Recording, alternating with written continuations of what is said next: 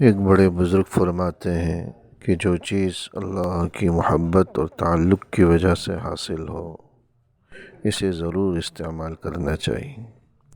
یعنی کوئی آدمی ہدیہ تحفہ صرف اللہ سے محبت کی خاطر آپ کو دے، کوئی دنیاوی غرض مفاد نہ ہو تو اسے ضرور استعمال کرنا چاہیے۔ اس میں بہت نور ہوتا ہے، دل نورانی ہو جاتا ہے۔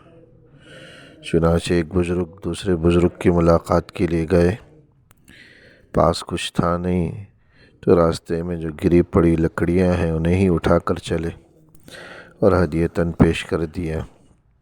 وہ بزرگ بھی بڑے اللہ والے اپنے خادم سے کہنے لگے کہ ان لکڑیوں کو ذرا سنبھال کر رکھنا، جب میں مر جاؤں تو میرے غسل کا پانی انہی لکڑیوں سے گرم کرنا۔ اللہ سے امید ہے کہ اللہ میری مغفرت